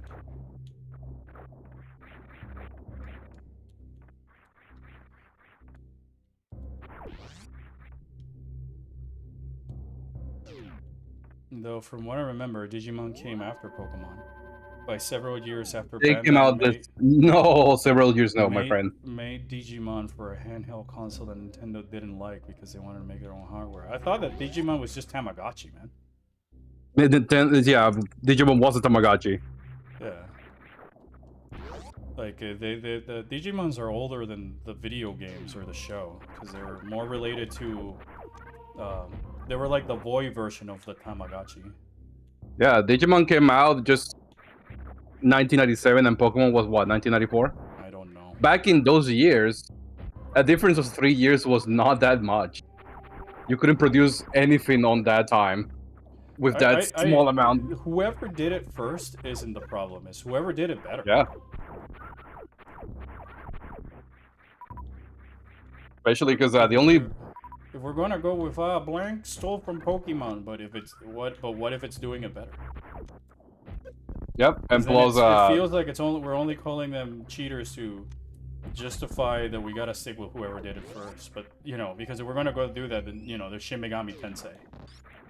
Yeah, because I was about to say Shin Megami Tensei and Dragon Quest did it first than Pokemon, and much better. But not only that, Chad, the only similarity Pokemon Digimon at that time had was the fact that they were creatures and they transform. Yeah, there's also the Tamagotchis were also banned in my school at midnight.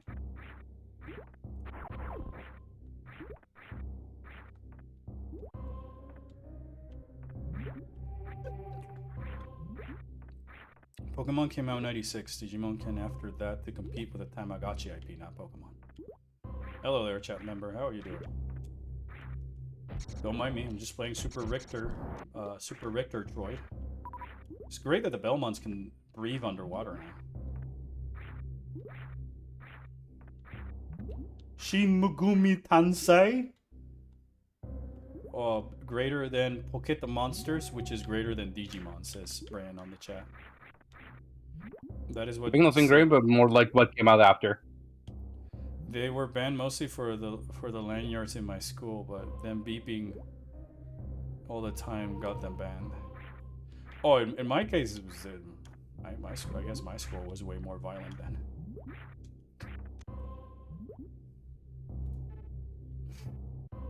Is it my school banned them not because of the lanyards or the beep boops? Like after a while, I think more people are starting to acknowledge the actual problems with Mega Evolutions. I mean, I was the one saying them since they started, but like I just feel that Megas are so boring that I would rather just have the Megas be regional variants.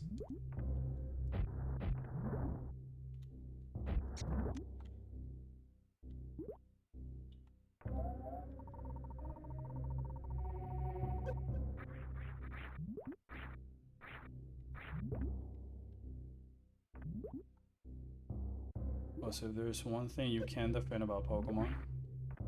It's the parents that were patents. No, I meant the order of things coming out. I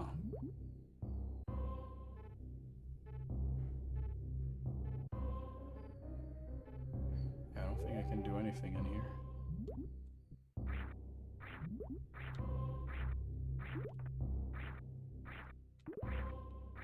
Are you drowning?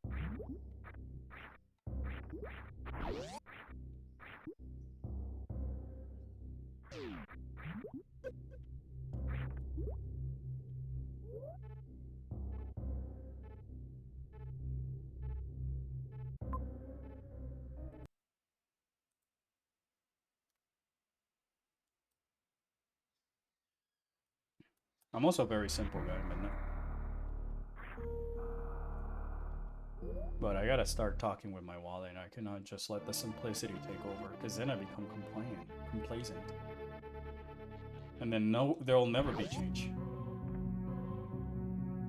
And, you know, there's more to it than just... Uh-oh.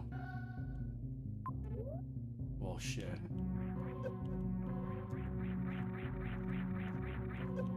No. Oh, I did it. I made it out. Sweet. Oh, okay. Whew. did not want to get stuck. This seat is terrible, man. Booty cheeks.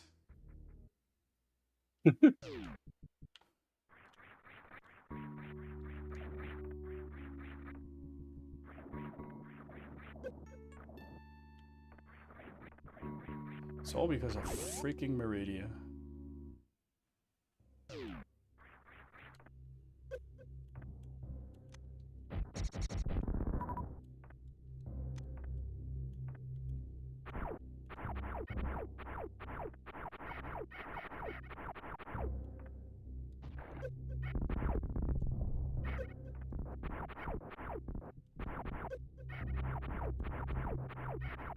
Yeah, the best message you can send to companies is just don't buy the product if you don't agree with it. Yeah. Pirate it.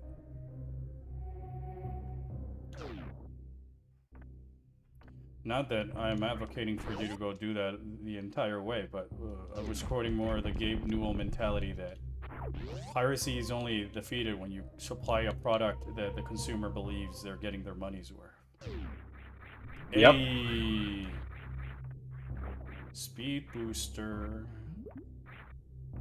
Honestly, Chad, if you check results on like the research that people do, the least pirated games are the ones available on Steam and Epic.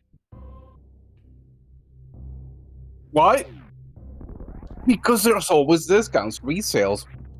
They never give those super high prices. They'll follow the price of the company that sells them, but they will always make discounts. Yeah, Gavin from Valve knows about the pirate as a necessity. Is that the fucking escalators from fucking Castlevania? Yeah, it's the ship. You're only now noticing, Mister, why you're not streaming Yeah. on my end? Yeah, like Gabe Newell. It's part of his interview when they were asking him about like when Steam was coming out for the first time, and the interview asked him about like how we were gonna deal with pirates and Russian consumers who don't really buy games and they just like 1000% pirate it. And Gabe said like the problem with pirating is not that people want to steal things; it's just that nobody's offering it in a way that they feel it justifies the price. And in that case, the only thing that you can do as a supplier of the product is to just give the audiences what they want. So the issue lies more on the company and less on the consumer, which is what Nintendo tries and gaslight everybody, so that people would just magically stop doing it with their systems. But it ain't illegal. To have like Yeah, it's not illegal. or develop an emulator. It is just illegal for you to download the ROM, but you can dump it on your own. Emulation is not illegal. It's just that like, you know, I won't tell you, but you could play Switch 2 games without a Switch 2. True. I have a friend of mine that he has not bought a Switch 2 and he's been playing, or more like testing the game so far. Yeah, so the distribution is what makes it illegal, and also the fact that the distribution and that if you're caught, if there's proof that you downloaded a ROM, and stuff like that. It's less about the emulator itself and more about the game's ROM that is protected by certain copyright IPs and laws and stuff like that. But in all instances, emulators are illegal through the act of, I don't remember the technical word, but there is one about the consumer that you're basically allowed to tear down and reverse engineer other products. And that includes games. There's already a Switch 2 emulator. What are you talking about? The way those games behave are not too different from the first Switch games. Yeah. They only changed the hardware. They didn't change the software. Most of the back end of the software from the Switch 2 is similar to the Switch 1. It just costs $450. Yeah, there is a way to play Switch games on a Steam Deck. And not only that, but make them run better than the Switch.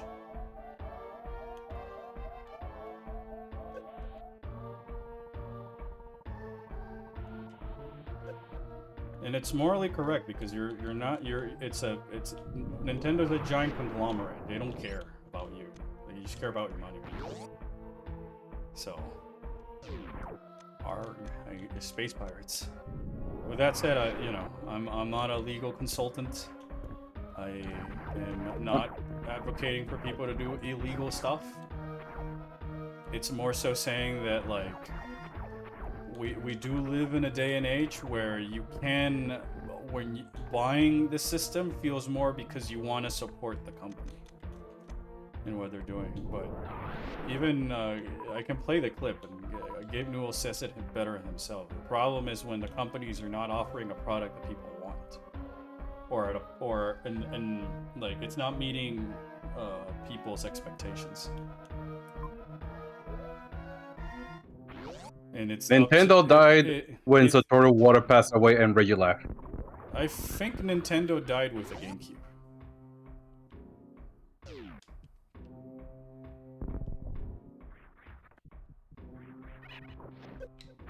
Because that scared them away from doing HD consoles, that it put them behind in the race of technical fidelity and plunged them into the Wii DS era, where it's more about the gimmicks and less about what our console can provide for developers. That's why for the longest time Nintendo had no third-party support. Yeah.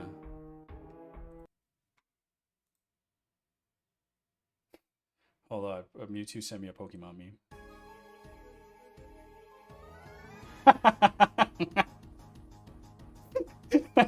It's a Bora and you're just getting freaking dragged in the beach waves. Alright.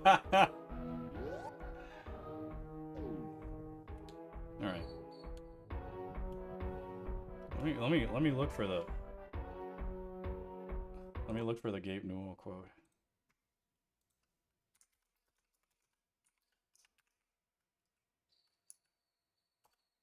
Yeah, I prefer a more enjoyable game than a pretty picture. Me too. So if I wanted the product and I I didn't want prefer to a wait game. 6 months to get the product, and if I wanted it in Russian, I was going to have to go to a pirate simply because I couldn't get it any other way. And as soon as the product became available at the same time that it was available... Yeah, here's the full clip. I'll just play the full clip. I think it speaks for Yeah, itself. just in case. For those of you who have been waiting for Ghost of Yote for PC, it's not gonna happen, chat. I'm sorry. Why? PlayStation is gonna stop releasing their games on PC, starting with Wolverine. Well, it's a good thing I don't really care about those then. So we don't really worry about piracy. Yep. For whatever reason, they decided we are not gonna release our games on PC because now they piracy is almost never dumb stuff. something that's on that list. And the reason that we think that we don't have issues with piracy is that there's misconceptions in the industry about what piracy is, right? You know, there's assumption that what is piracy? Piracy is about people who want to steal stuff from you, right? That they don't want to pay any money and they want to get your content. But when you look at the fact that these people have, $2,000 PCs and they're spending $50 a month US more on their internet connections, clearly they're willing to spend money. So from our point of view, what we saw more and more is that piracy is the result of bad service on the part of game companies. So an example where that was really clear is Russia, right? Everybody in the United States knows that Russians are pirates, right? So there's no point in localizing your game. There's no point in making your product available in Russia because all they'll do is pirate it. When the reality is that the pirates... I'll be back real quick. We're actually doing a much better job than the games companies themselves in localizing the product and making it available. So if I wanted the product and I didn't want to wait 6 months to get the product, and if I wanted it in Russian, I was going to have to go to a pirate simply because I couldn't get it any other way. And as soon as the product became available at the same time that it was available in Australia or the UK or the United States, and it was localized in Russia, all of a sudden our piracy problems in Russia disappeared. So it really is a question of offering of viewing yourself as how can you provide the best possible service to your customers, and pricing really is one of the less important aspects of that whole equation. People are happy to pay money if they're getting what they perceive as a great product delivered on their terms. This is an example where a lot of the copy protection schemes go in exactly the wrong direction. They're actually negative service, right? Suddenly I don't know if this product, so as a customer, what I want is, I want my content on any device at any point in time with a lot of security, right? I don't want to have to worry when I buy a new PC that I won't be able to play a game that I've paid for. It's funny when he says that, and you think about Nintendo, where you would have to start your digital library from the ground up with each system. And then with copy protection, you're suddenly like, okay, if I reinstall my operating system, will I be able to play this game? If I buy a new PC, will I be able to? If I go over to my friend's house, will I be able to do it? So if you solve the real problem, which is, hey, I can go over to my friend's house and play the game. I can be in a cyber cafe on vacation and on holiday, and I can play my game. And I can buy new PCs and never have to worry about backing this up or restoring backups or anything like that. Oh, that's great. Then I'm much less likely to get a pirated version. Copy protection makes it less likely that that's going to be the case. And higher service platforms like Steam or other ones that are coming out make you more confident. So when you attack the problem that way, by improving the service component of the experience rather than through copy protection, which reduces the service component, copy protection is actually going to increase. I mean, there's anecdotal evidence this is the case, that copy protection actually increases rather than decreases the piracy of games. It's funny, that's the funniest part, is that Gabe Newell cracked that in 2019. If you put more copy protections around the game and you're not offering a better service, you're just inciting more and more and more piracy. So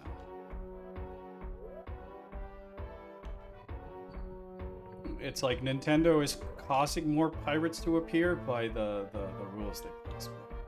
Anyways, yep. I'm looking at the time. I gotta call it a stream. All right. With that said, I'll probably be back sometime again this week, if not tomorrow, the day after. And we'll continue with the stream. I'm gonna call it here for now because I need to go get lunch. I'm hungry, and then after that, I need to do some other things. But I really appreciate everybody tuning in and stuff like that. So I really, really, really appreciate it. Next stream, if Gabe is here and everything's working fine, we'll have some DMC5, and if not, probably some Gravity Circuit or more indie games as well. And what have you. I also am just trying to balance out more time to write the video. Hey Samus, I heard you were gonna come back soon, but didn't for a week. You're not avoiding me, are you? No, I'm not, Mackenzie. I'm not. I'm definitely not avoiding you. No, don't worry about it. I don't think you're the problem. It's just the job the developers unfortunately gave you is the problem. But yeah, I'm just gonna try and focus a little bit more on the script and prep that up, because I know it's going to be a long video and it's going to take me a while, and I don't want to make it even more of an eternal wait. But with all that said, thank you so much for tuning in, guys. Thank you, Mitsu, for all the bits and all the chit chats. And I hope to see you guys in the next stream. Take care, guys.